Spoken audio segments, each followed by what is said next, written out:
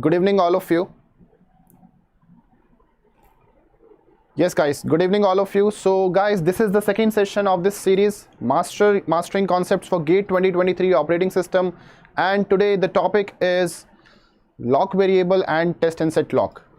So, guys, before starting, I would request to all of you to kindly share this class as much as you can so that we can have maximum students and they can take the benefit of this class.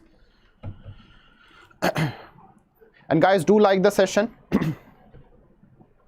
Am I properly audible and visible to all of you? Please confirm once in the chat box, then we will be starting.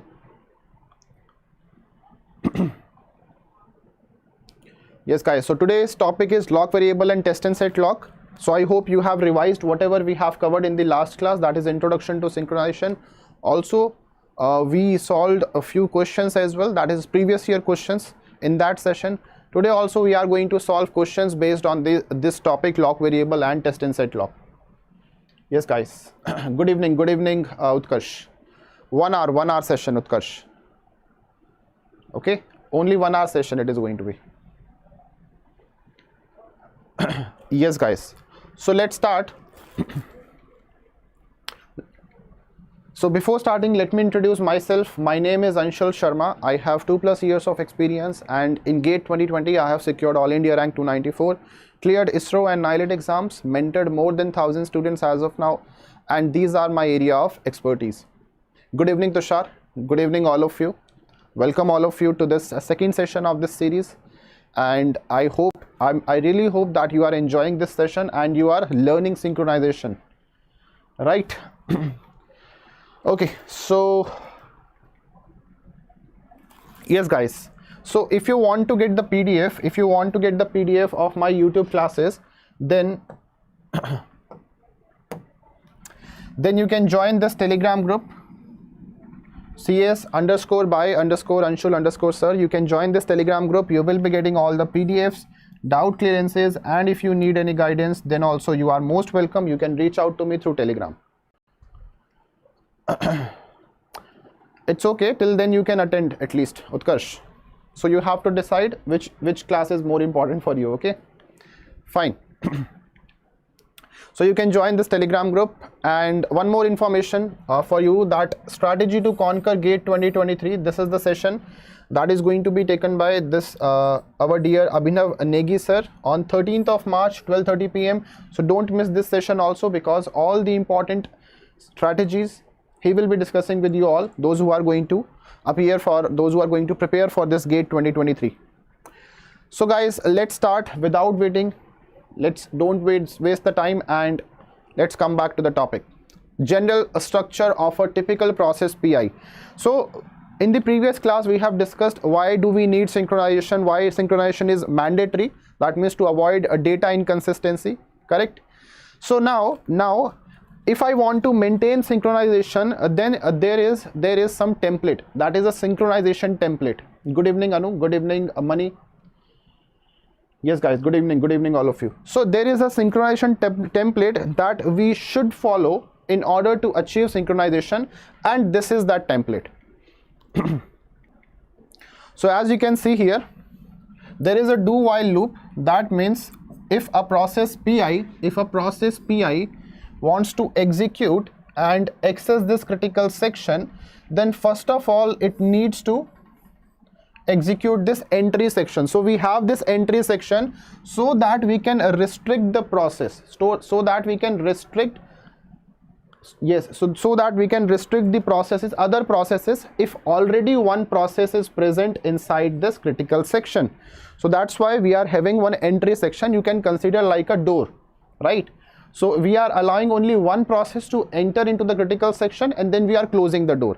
So once that process leaves, that means it executes this exit section. In that case only, again we are going to open the door for other process. Is it clear to all of you? So this is the synchronization template, and then after exit section it is going to execute whatever is the remainder section in the program. Clear? So this is the synchronization template. Now on the basis of this, we are going to talk about few synchronization solutions that was proposed, and we are going to identify what are the deficiencies in those synchronization solutions. So let's start. So the first synchronization solution that we are going to talk about is lock variable. Let's see, let's find it out whether it was a successful solution or not, right? So let's see this. First of all, if we talk about lock variable, so it is a software mechanism implemented at user mode. Now, if you remember from the previous class, I told you that one of the condition for synchronization mechanism is architectural neutrality. Yes or no? The fourth condition, that is not very important, but yes, it is one of the condition, right?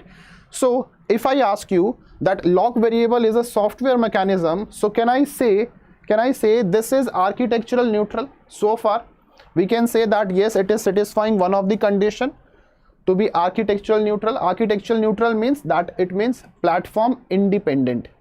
It is not depending upon the platform, because why? It is a software mechanism implemented at the user mode. Clear?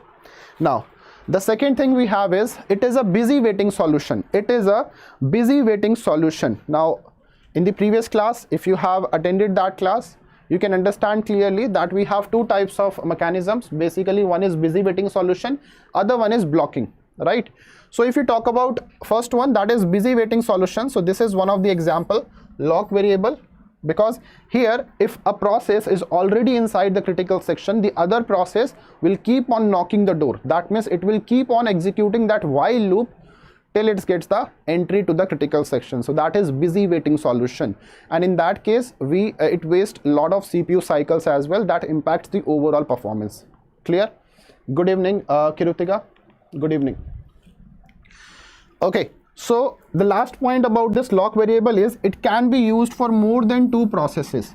That means if we have, let's say, more than two processes, 3, 4, 5, 10, maybe 15, let's say we want to have synchronization between those number of processes, then we can use this lock variable, but we will find it out whether it is a right choice or not, whether it is satisfying all the conditions or not. That means the two most important conditions, that is, one is mutual exclusion, second one is your progress, and then we can talk about bounded waiting, but the primary conditions have to be satisfied. So let's see the code for this lock variable. As you can see, we have this while loop here, lock not equal to 0, and then we have lock is equal to 1. This is a critical section, this is critical section, and then we are making lock is equal to 0. Now first thing you need to understand here is when lock is equal to 0, then it is vacant. That means whenever the value of lock is 0, in that case we can say that there is no process present inside the critical section. That means it is vacant. But when the lock value is 1, in that case it is going to be occupied. That means already one process is present in the critical section. Now if I ask you, let's see this point also, that this is an entry section. So whatever is before the critical section, we can consider that as the entry section, and after that we have the exit section. Now if I ask you, those who attended the last class, that's why I'm saying again and again, because every class is important if you are studying synchronization, otherwise you will find it very hard to understand. Now if I ask you about mutual exclusion, so now I want you to tell me whether mutual exclusion is satisfied or not in this case. Let's say we have process P1. Let's say we have process P1 and let's say we have process P2. Now you tell me whether mutual exclusion is satisfied or not, everyone. Then I will be explaining you and I will be telling you it is satisfied or not. Tell me. Let's say we have only two processes, P1, P2. We can have more than two also, but let's say we have two processes. Now you have to check whether mutual exclusion is satisfied or not. And let me tell you one more thing is, lock is equal to 0 initially. Lock is equal to 0 initially. Now, yes everyone, what do you think, whether mutual exclusion is satisfied or not in this case? Let's try to execute P1 first. What do you get?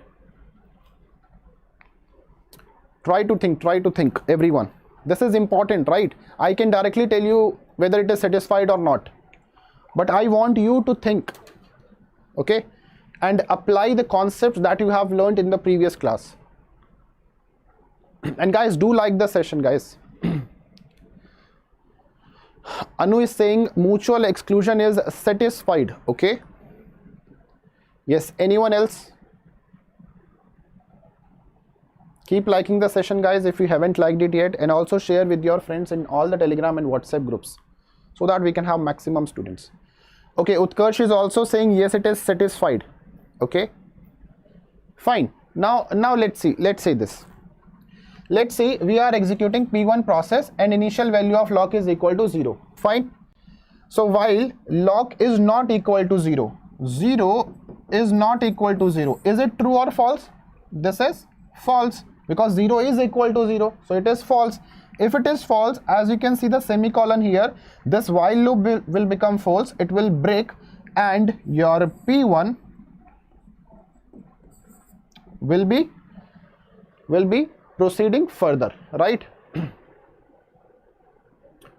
Lock is a variable which is having two values, either 0 or 1 in this case.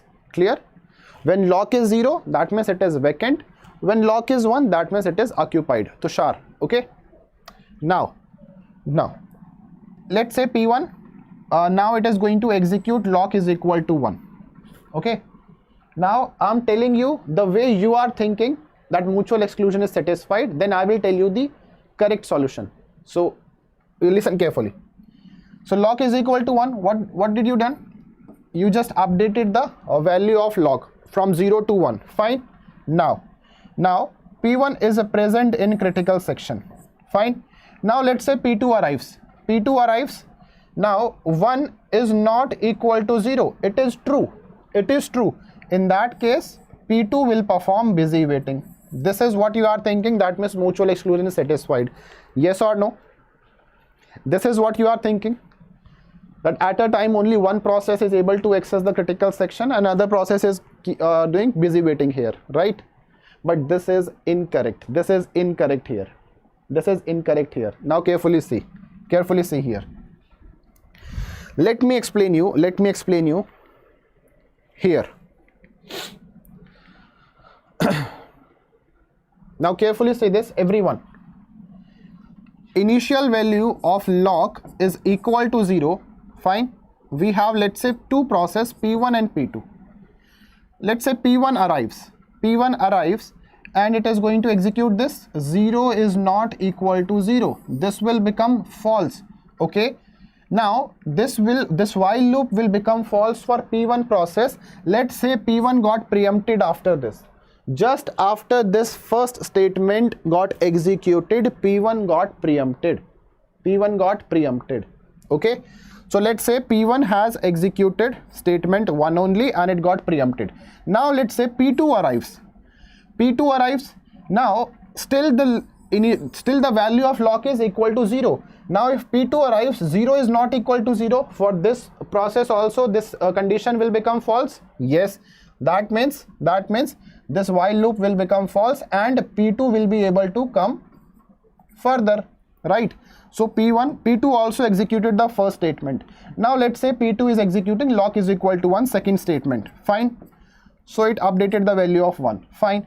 Now it is present in the critical section, the third statement. Fine. That means P2 is present here. Let's say P2 got preempted here and now P1 is back.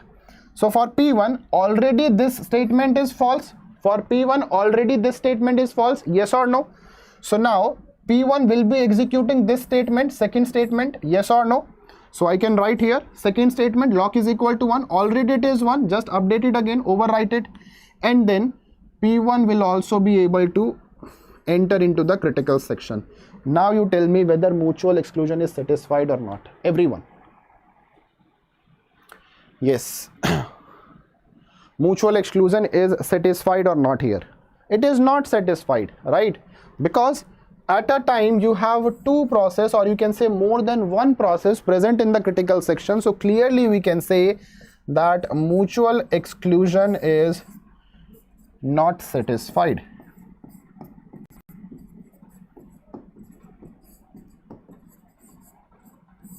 Is it clear to all of you? Is it clear to all of you? Now this thing we have seen in the high level code. This thing we have seen in the high level code. Now we are going to understand this thing in the assembly code. Now you see this. Now you see this carefully. So I'm talking about these two statements only, the first statement and second statement. So I'm talking about these two statements, and I have written the assembly code here. Carefully understand, everyone. I have written the assembly code here. So this is the assembly code. Step 1 is, let's say P1, we have two process P1 and P2. For P1, let's say load lock comma R0. That means whatever is the initial value of lock, whatever is the initial, that is 0 here. So if initial value of lock is 0, you have to load it into R0. Now R0 is the general purpose register for process P1. Okay, so let me write here process P1 and process P2. So here R0 is having the value 0 after executing this statement, correct? Now now carefully see. Let's say after this one it got preempted. After this one it got preempted. The same thing I'm explaining in the assembly code. At the assembly code, how it happens actually. So after this one, let's say it got preempted. Fine. P2 arrives and it is going to also execute this thing. Fine. So what happens? Let's say P2 register value is R1. We can use R0 also. Same general purpose register we can use for other process also, because if we preempt any process, everything, all the details of that process we are going to store back into the PCB, correct? So let's say, just to avoid confusion, let's say we are taking R1. So it is also going to load the value of lock into R1, right? So now both processes are having the same value R1. Let's say now P1 is executing this one. Compare R0 with 0. Now you have to compare the value of R0 with 0, whether it is 0 or not, whether it is same or not. Jump if not 0. JNZ means, this means jump if not 0. Jump if not 0. If it is not 0, in that case you have to jump back to the step 1. Is it clear? If it is not 0, in that case you have to jump back to the step 1. Now carefully see this. For P1, yes, it is 0. That means it doesn't have to jump to the step 1. It is going to execute this one. Store 1 is equal to lock. That means lock is equal to 1. So you are going to store 1 into lock variable. So lock variable will be updated. Fine. Similarly, for P2 also it is going to be jump not 0, because already it has compared. So for this one as well, it is just going to store the value of 1. It is going to overload. That means here if you have the critical section, both the processes will be able to access. Jump on non-zero, or you can say jump if not 0. Basically here we are talking about the result. Okay, is it clear to all of you? If you have any doubt, please ask.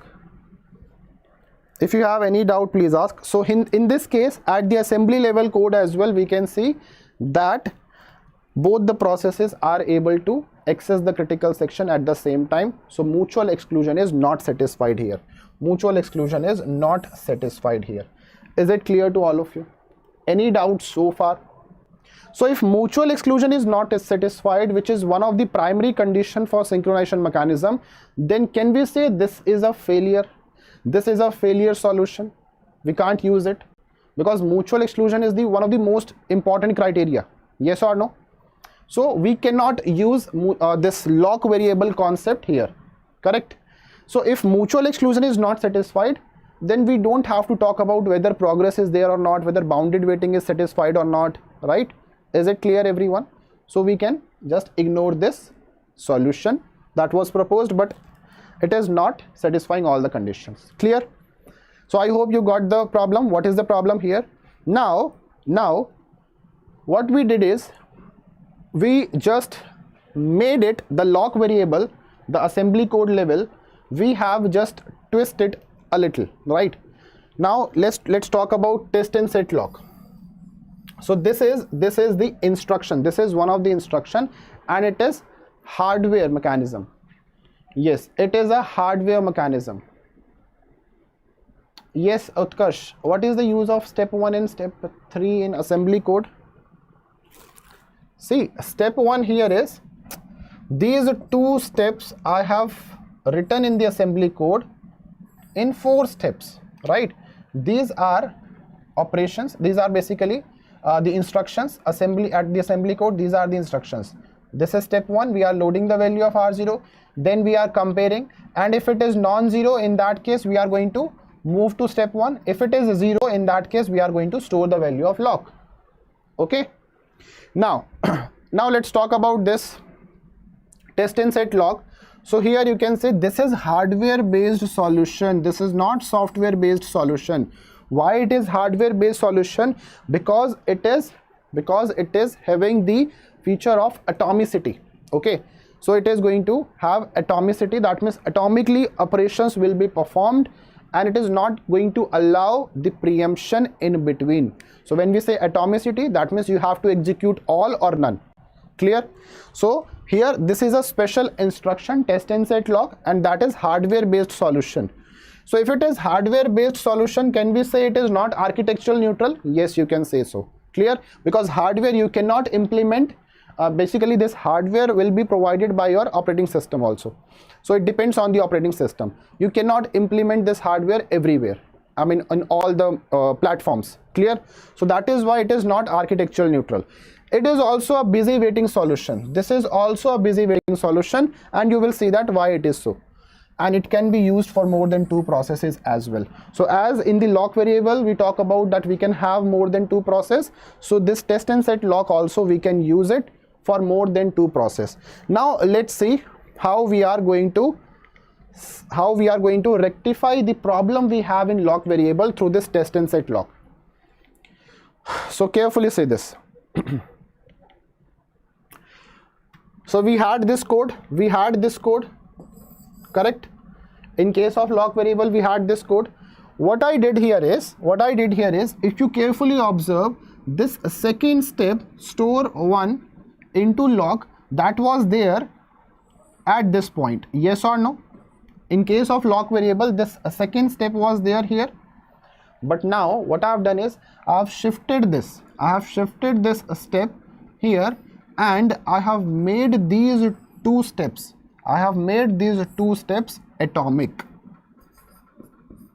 Atomic operations. That means you cannot preempt in between. Either you are going to execute both 1 and 2, or you are not going to execute it. Clear? So now we have made it atomic operations. So this is how we can implement it using test and set lock. Is it clear? Is it clear, everyone? So either you are going to execute both the operations, or you are not going to execute it. You cannot have preemption after 1. That is not allowed now. Clear? And we have shifted the store 1 here. Now let's take this case. We have process P1, we have process P2. Now let's say initial value of lock is 0. That means it is available now. Now carefully understand. Let's say I'm executing P1 process. Load lock value into R0. So let's say we have R0 here. We are loading the value of lock into R0. Fine, it is 0 now. As it is atomic, so you cannot have preemption in between. You have to execute this statement also. Store 1 into lock. Store the value 1 into lock here. So basically when we write hash, that means we are writing the constant value. So 1 into lock. Okay. So we are updating the value of lock here. Now let's say you are preempting process P1. Okay. So first step is done. Second step is also done. Now let's say it got preempted. Let's say P1 got preempted now. Now let's say P2 arrives. Load the value of lock. Let's say it is also having R0 register, and here also it is going to load the value of lock, that is 1. Fine. Store 1 into lock. Already 1. You can overwrite it. Fine. Let's say it is comparing. Compare R0 with 0. Jump if non-zero to step 1.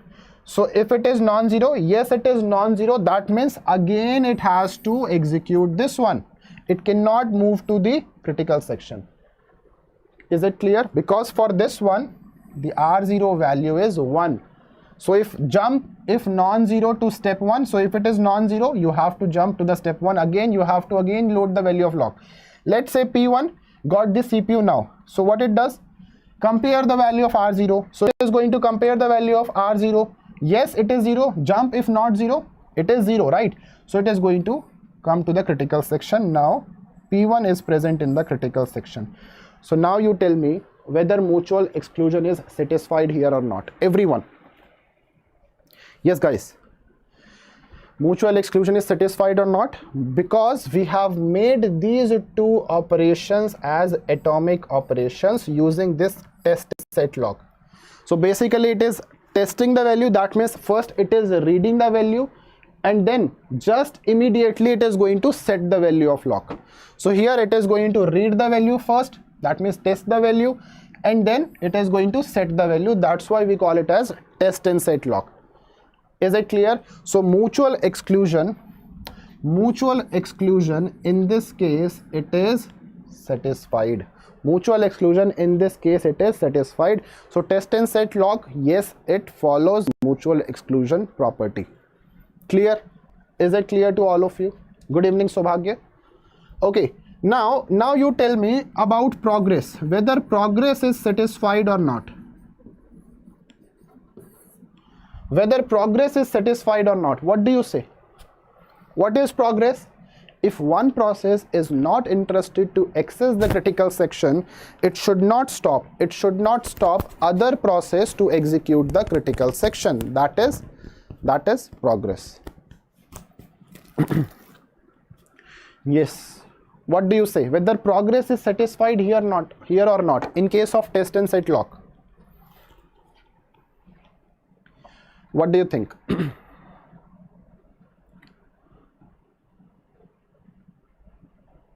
So if P1 wants to execute, the critical section, P2 is allowing it, yes or no? Similarly, if P2 wants to execute the critical section, P1 is allowing it. That means progress is definitely satisfied here. As you can see in this case, let's say P2 does not want to execute the critical section, P1 is able to enter the critical section, right? Similarly, vice versa is also true. Progress is satisfied here. Progress is satisfied here. Now you tell me about bounded waiting. Bounded waiting, what do you say? Whether it is satisfied or not. Whether it is satisfied or not. Yes, everyone. And guys, do like the session, share as much as you can. Okay, tell me, bounded waiting is satisfied here or not? What do you think? Bounded waiting means there should be a limit on the number of times a process can access the critical section, right? So that other process should not face starvation. That is bounded waiting. So is there any limit on the number of times a process can access the critical section? No, it is not, right? We are not maintaining any order. We are not having any queue here, right? In which we are maintaining the order of the processes in which they are arriving, right? That means any number of times, let's say P1 wants to execute again, it can come again also. It can come again also. Or maybe let's say we have another process, let's say P3. So as soon as this P1 gets out of this critical section and make lock is equal to 0, at the same time as P2 is having R0 is equal to 1 at this time, at the same time, let's say P3 arrives, it is going to access the critical section. Yes or no? It is going to access the critical section. Let's say we have then P4 as well. So as soon as this P3 makes lock value again 0, maybe before it again checks the value here at step 1, P4 can again read the value and get into the critical section. Yes or no? That means bounded waiting is not satisfied in case of test and set lock. Is it clear? Is it clear to all of you? If you have any doubt, guys, please ask. This is very important because we are going to solve few previous year questions also based on this topic. Any doubt, anyone? So bounded waiting is not satisfied here because there is no order here in which the process is arriving. Not satisfied. Clear? Okay, all clear, crystal clear. So now let's proceed to the questions. So we have 3 questions today and we are going to solve these questions now. Okay, I want you to solve this first question. This is very easy question. Okay, let me be here so that you can see the question completely. Okay. Yes guys, try to solve this question. This is also one of the previous year question. Okay, solve it.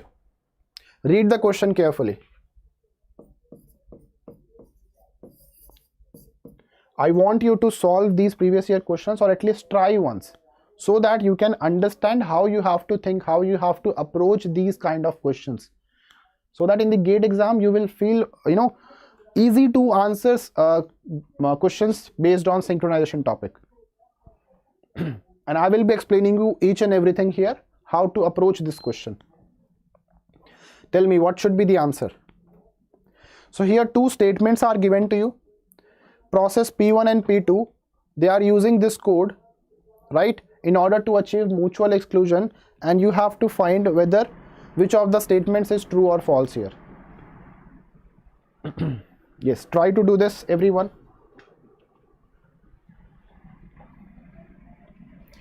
We are going to solve, after this one we are going to solve two very quality questions, gem of the question I can say.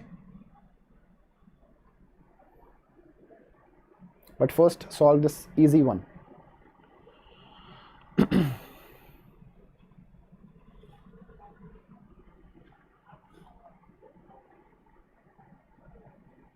What should be the answer?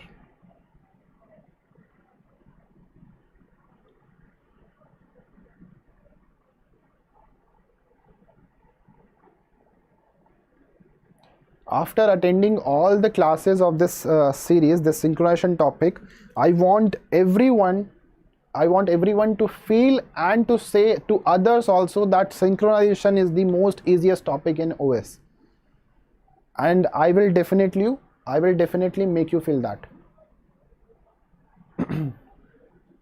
So Bhagya is saying option C should be correct. Okay, Utkarsh is saying option D. Fine. Anyone else getting the answer? Anu is saying option C. Okay. Anyone else? You can reply. And let's read the question now. Processes P1 and P2 uses critical flag in the following routine to achieve mutual exclusion. Right? That means this critical flag is a common part, right? That means both are using this variable to achieve mutual exclusion. Assume that critical flag, that means like in the previous case we had lock variable, so similarly here also. Assume that critical flag is initialized to false first. Okay, so let's say critical flag is false initially. In the main program, consider the following statements. Statement 1, it is saying it is possible for both P1 and P2 to access critical region concurrently. That means the meaning of the statement is mutual exclusion is not satisfied, and you have to check whether it is true or false. Okay, so that you have to check. And second one, it is saying this may lead to deadlock, so you have to find whether deadlock is there or not. Now carefully see this. Let's say we have process P1, we have process P2 as given here, and the critical flag value is false here. Fine. Let's say P1 starts executing. Get exclusive access if critical flag is equal to false. False is equal to false. This is true. This is true. So it is going to further execute this. It is going to further execute this. Let's say before it executes this point, P1 got preempted. Just after checking this if condition, whether it is true or false, P1 got preempted here. So for P1, can I say the first condition for P1, it is true, right? That means the result of this statement in P1 will be stored as true, yes or no? That means it can further execute it. Yes, it can. Let's say P1 got preempted here. Now P2 arrives.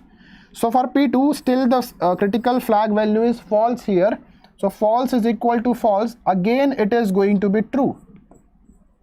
For P2 as well, it is true. Let's say P2 further continues the execution. Critical flag is equal to true. Let's make it true here. Let's make it true here. Now P2 is present here. P2 is present in the critical region, that means in the critical section. It is present now. Now let's say P2 got preempted here and P1 is back. P1 is back, but P1 is not going to execute this if statement again. It is going to start from here. Already it has executed the if condition, and for it this one it is true. So critical flag is equal to true. Fine, overwrite the value. Now after that we have critical section, so P1 will be also able to enter into the critical section. Now you can see at the same time you can see both the processes are present in the critical section. So can we say that mutual exclusion is not satisfied here? Yes, Anu is also saying no mutual exclusion. Yes or no, everyone? Can we say the mutual exclusion is not satisfied here? Fine, so we can write here that mutual exclusion is not satisfied. Now we know one more thing. For deadlock to occur, we have four necessary conditions. One is mutual exclusion, second one is no preemption, third one is circular wait, and fourth one is hold and wait. All these four conditions have to be satisfied, then only we can say deadlock is possible, right? But mutual exclusion is one of the condition. If it is not satisfied, if there is no mutual exclusion, there is no chance of deadlock. This type of question we solved in the previous class also. If there is no mutual exclusion, there is no deadlock. There is no deadlock here. Now answer this question. Which of the following holds? It is possible for both P1, P2 to access critical region concurrently. Yes, it is possible. Both the processes are present in the critical section. That means it is true. This statement is true. Correct? This may lead to a deadlock. No, because mutual exclusion is not satisfied. That means there is no deadlock. So this is false here. This is false here. So which of the following holds? First one is true, second one is false. This is the correct answer. Is it clear, everyone? Very good, all of you, those who have answered this question correctly. Now let's proceed to the next question, and that is a really good question. Yes guys, now answer this. Again one of the previous year question, and this is a really good question because the statements given here is you need to decode it. I'm giving you a few minutes, I'm giving you 2 minutes. Read the question and then let me know whether what will be the correct answer for this one. Okay, do it. I hope the question is visible to you.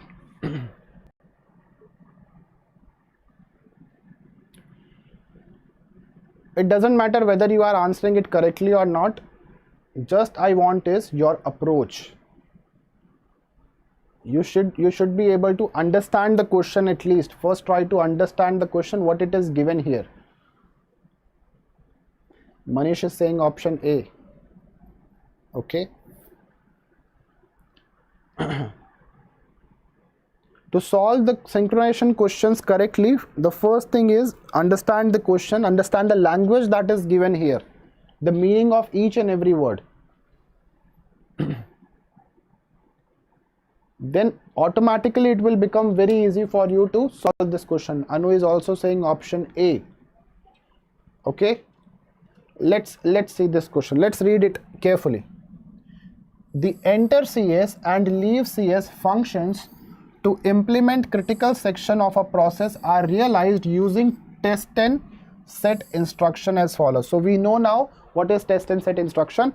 So here you can see we have one function as enter CS, we have one function as leave CS. That means in between we have the critical section. Correct? In between we have the critical section. It is kind of entry section and exit section. In the above solution, X is a memory location associated with the critical section and is initialized to 0.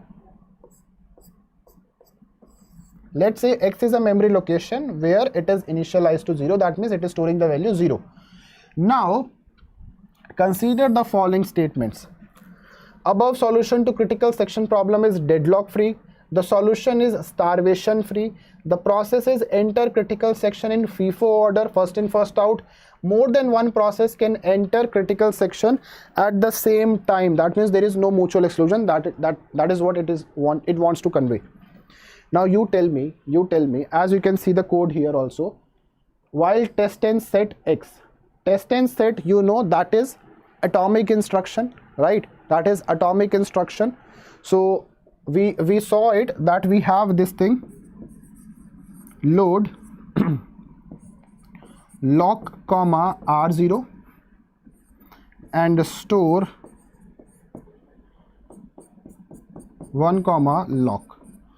So this is equivalent to TSL. TSL, you can say X or lock, whatever it is. You can write lock here or you can write X here.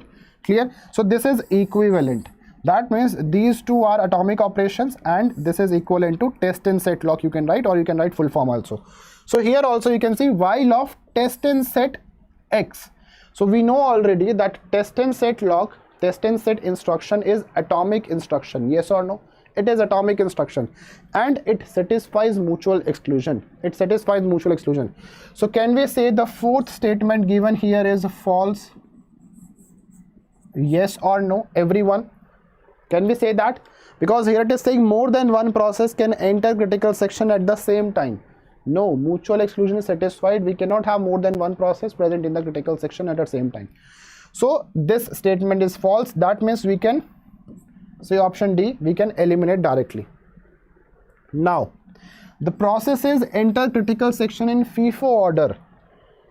It is saying that we have some order, first in first out. Do we have order? Do we have any queue and test and set to maintain the order of the arriving processes? No. No. Had we have that feature, then we can say bounded waiting will be satisfied. But it is not true, right?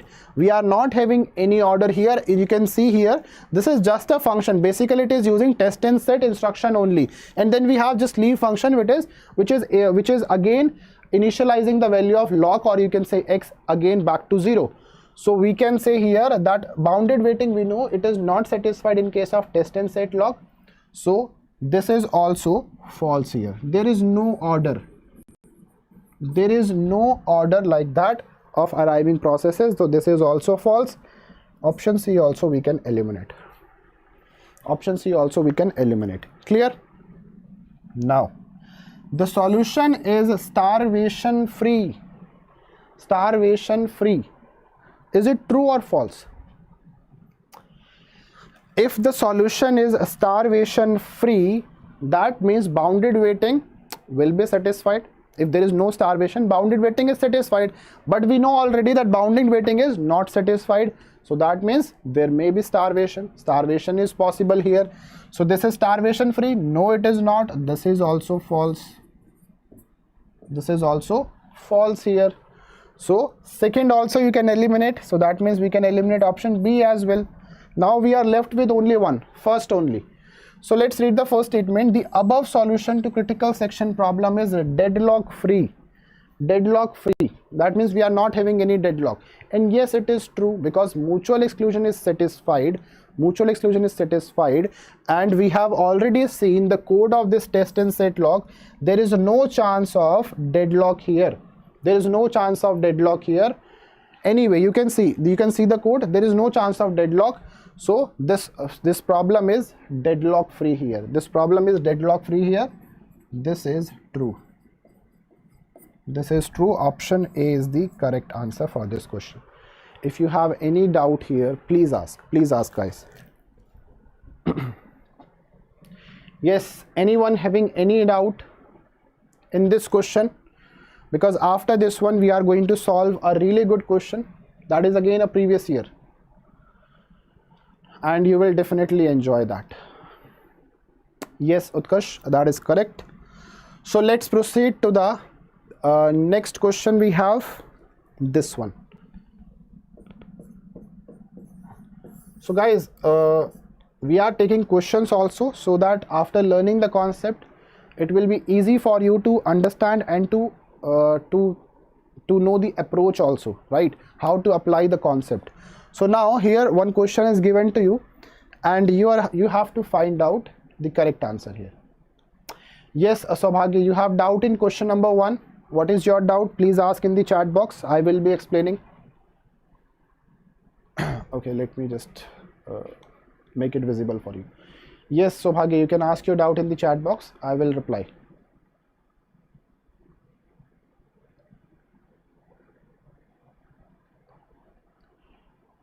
Or if you want me to show that question again, so wait for it. After this one, I will take that question again if you are having any doubt in that one.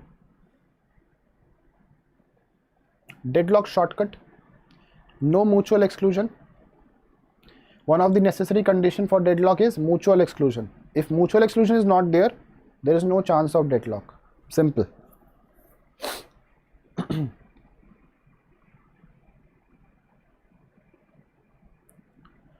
All the 4 conditions for deadlock has to be satisfied to have deadlock, right?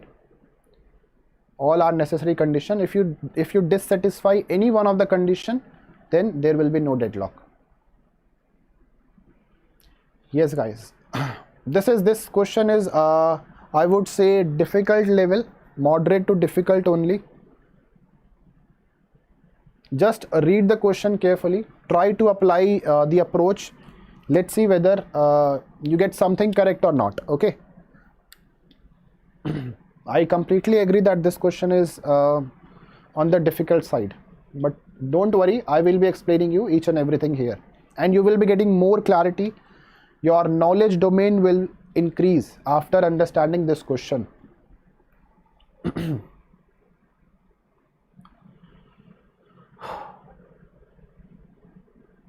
So here in this question it is given fetch and add x comma I.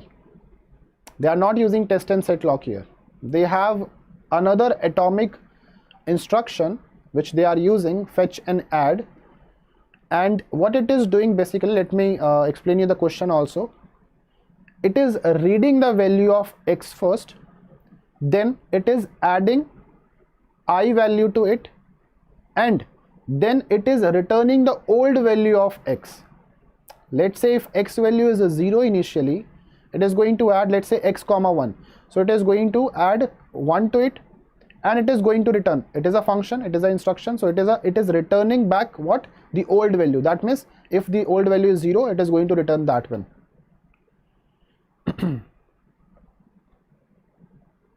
And here busy waiting is used here. You can clearly see while loop is there, right? It is also given in the question, and L is an unsigned integer here.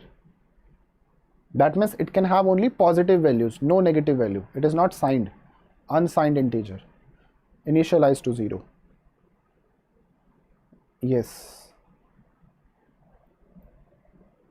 See, if you are not getting any, if you are not getting the answer of this question, at least think about what can be out of these 4 options, what can be false here. Just think about that in that way. Don't just go for directly the answer. Just think about what can be false here out of A, B, C, D. Just tell me like, okay sir, A is false, B is false, C will be false, something like this. After understanding the functioning of this one.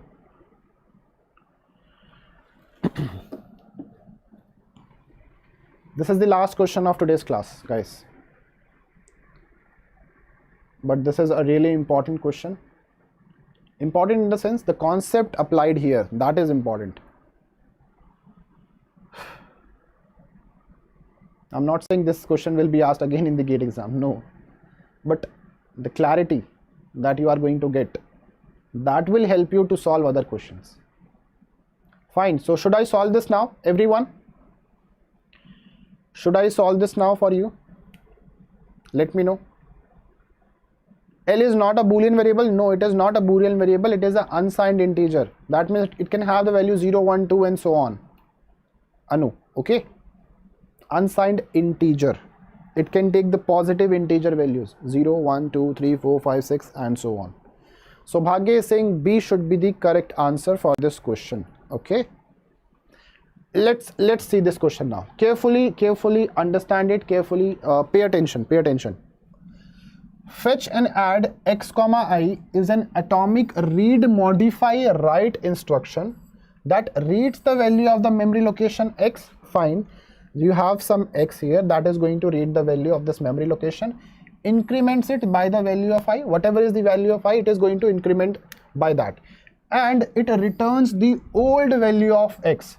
So whatever was the old value before incrementing, that is going to be returned by this. Fine. It is used in the pseudocode shown below to implement a busy wait lock, and L is an unsigned integer. That means it can have positive integer values. Shared variable initialized to 0. Clear?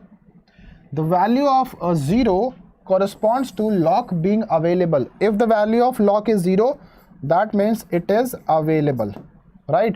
And if it is non-zero, while any non-zero value corresponds to the lock being not available, in that case it is not available. Fine. Now this implements fails as L can take overflow, fails as L can take a non-zero value when the lock is actually available, works correctly but may face starvation for some process, works correctly without starvation. We have to find which one is correct. Carefully pay attention. Now let's say we have two processes, P1 and P2. Fine. Let's say P1 arrives, acquire lock, while fetch and add L comma 1. What is the value of L initially? It is 0. What it is going to do? It is going to fetch the value, that means it is going to read the value of L, then it is going to increment the value of L, but it is going to return the old value of L. So for P1 L value is 0. Is it clear so far? For P1 L value is 0. It has returned the value, but the actual value of lock is updated now. Now then you have L is equal to 1, and then you are going to have critical section here basically, then release lock function L is equal to 0. Let's say carefully understand this. Let's say just after this one P1 got preempted. Just after this one, let's say P1 got preempted. Okay. Now let's say P2 arrives. So what P2 will do? Acquire lock L while fetch and add. So it is going to update the value, it is going to add the value, it is going to make it 2. Fine, it is going to make it 2. Yes, Saubhagya. Read the question carefully. Returns the old value. It updates the value, but it returns the old value for that process. So actual lock value is updated, but for that particular process the value is 0 here. Is it clear now? So read the question carefully. Now, so P2 what it does? It increments the value by 1, and it is going to read the value. For this one it is 1. For P2 the old value it will return, that is 1 here. Fine. Now the first option, it says fails as L can overflow. Now what is the meaning of overflow? That means whatever space is provided to you, right? As it is talking about L is an unsigned integer. So let's say integer takes 2 bytes. It can take 4 bytes also. Let's say it takes 2 bytes. Integer takes 2 bytes. If integer take 2 bytes, that means it is of 16 bits. It is of 16 bits, right? 16 bits. What will be the maximum value possible for unsigned integer if it is of 16 bits? 2 raised to the power n minus 1, that means 2 raised to the power 16 minus 1, which is going to be 65535. Correct? Now let's say you are having number of processes more than this value, right? P1 is preempted, P2 updated the value, let's say P2 got preempted, then P3 updated the value, P3 got preempted. That means for every process this L value will increase. But it is highly improbable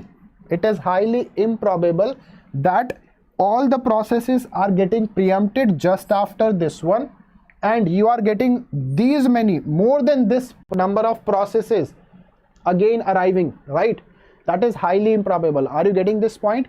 So it is not possible that L can overflow, because this is very rarest of rare condition, that all the processes are getting preempted just after this one, and you are having more than this number of processes. Is this point clear to all of you? Just tell me this one first, then I will proceed further.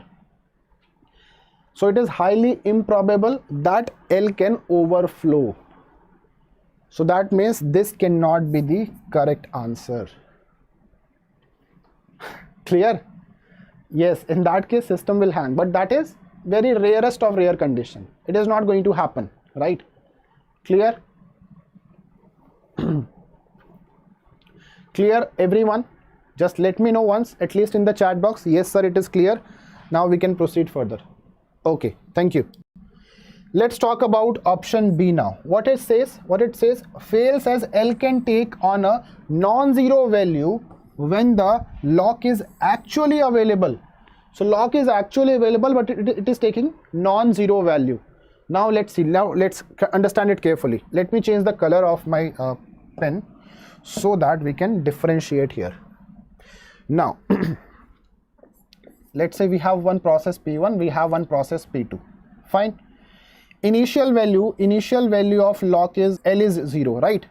Let's say P1 arrives, fetch and add L1. Okay, it updated the value, but for P1 L value is 0 because it is going to return the old value, correct? Now let's say this, L is equal to 1. L is equal to 1 here. Now carefully say this, L is equal to 1. So it updated the value again. Fine, it is going to update the value. Let's say P1 is present here now in the critical section. Now let's say P2 arrives. Let's say P2 arrives now. Now carefully see this. Fetch and add, P2 is going to execute this. Fetch and add L comma 1. Fine. It is going to update the value. It is going to increment it by 1. So now the actual value of L is 2. Now the actual value of L is 2 here. Now, but for P2 it is going to be 1 because it is going to return the old value. Yes or no? It is going to return the old value. Now let's see. Let's say now if you see here is the P2 L value of P2 is 1. So what will happen? It is a while loop, but there is no semicolon here. So this will be a kind of infinite loop for P2. It is going to again execute it again and again. L is equal to 1, then again fetch I, because L value is not 0 yet. L value is not 0 yet. In that case, this P2 will do busy waiting. It will keep on executing this while loop again and again because there is only one statement in this while loop. Yes or no? Is it clear everyone so far? Clear? So it is going to do busy waiting. It will keep on executing this while loop.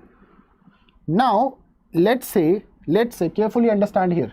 Let's say P1 execute the critical section. Now it is executing a release lock.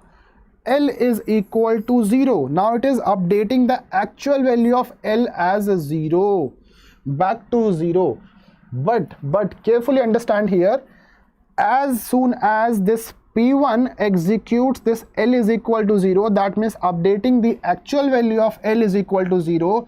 Let's say P2 executes this statement again. Let's say P2 executes L is equal to 1 statement again, just immediately after that. In that case, what will happen? Lock value will again become 1. Now P2 will again execute this one, and what it will do? It will make it 2. It will make it 2 and it will return the old value. Now lock is actually available. Why? Because there is no process present in the critical section. P1 is gone, but P2 will keep on executing this infinite loop again and again, and the lock is available. There is no one present in the critical section. Is it clear this point everyone? So can we say the solution fails as L can take a non-zero value L can take a non-zero value when the lock is actually available. Lock is actually available, there is no one present in the critical section, but still L is taking the non-zero value 1 and 2, 1 and 2, 1 and 2. It is keep on executing this thing 1 and 2, 1 to 1 to 2, 2 to 1, 1 to 2, 2 to 1. Is it clear? Sobhagya, Anu, everyone. Utkarsh. So can we say this option B is the correct answer so far? If you have any doubt, guys, please ask. If you have any doubt in any of these things, I will explain again. I hope it is clear. Just tell me once. Yes, no, something.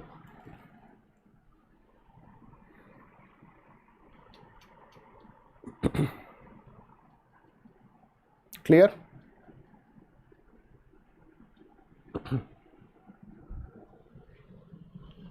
Okay.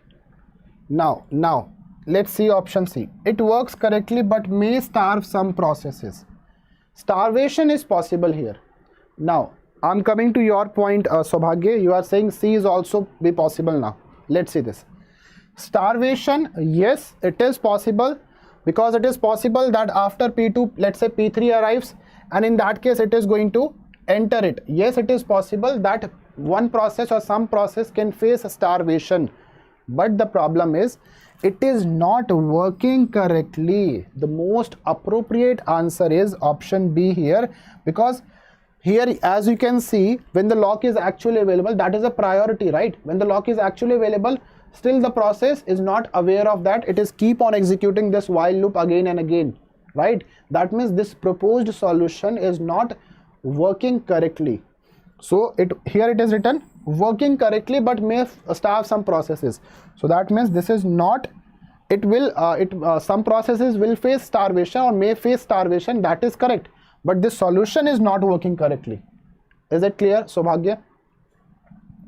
And option D is works correctly without starvation. No, this is absolutely incorrect, because some processes may face starvation, but this solution that is proposed, fetch and add, that is not working correctly. That is not working correctly. It will fail. In this case, we have shown here, it will fail.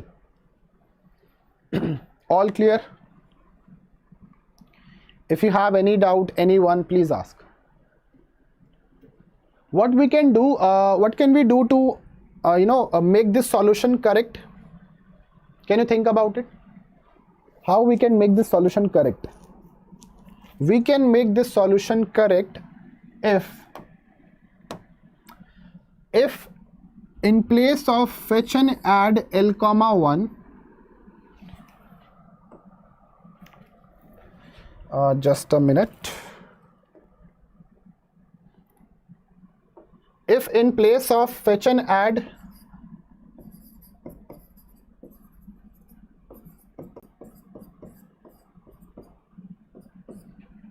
if we replace this with fetch and make L equal to 1, you have to do this plus you have to eliminate this L is equal to 1 here. If you can do so, then the solution will work correctly. If you can do so, then the solution will work correctly. Yes, starvation will be there, but solution will work correctly, we can say. In that case, this case is not going to happen. When the lock is actually available, but still the processes are keep on executing that while loop. Is it clear so far? Is it clear so far? So fetch and add L comma 1, if you replace with this one and remove the statement L is equal to 1. These two things you have to do to make this solution correct. Clear? Okay, so I hope it is clear to all of you. That's it from this class. So we have covered this test and set lock and lock variable and the most important questions based on this concept. So guys, if you want to get the PDF of this class, do join this Telegram group CS_by_Anshul_Sir. You will be getting the PDFs. If you have any doubt, ask there. If you need any guidance related to your preparation, then also you are most welcome. How process removed from loop? See, the solution I proposed here is this one. If you are using this one, in that case they are not going to fall into infinite loop if the lock is actually available. Why? Because fetch and add make L equal to 1. Now what you are doing, you are fetching the old value, but at the same time you are updating it. At the same time you are updating it. Saubhagya, is it clear? Is it clear? That was not happening here in the previous one. Okay. Okay, so that's it. Thank you everyone. Subscribe to BYJU'S Exam Prep YouTube channel, and I will see you day after tomorrow, that is on Sunday, and we will be having the next class where we will be discussing Peterson's solution, right, and the problems based on that. Okay, don't miss that session because Peterson's solution is also very, very important. Thank you all of you. Good night, take care, and bye-bye. Thank you all.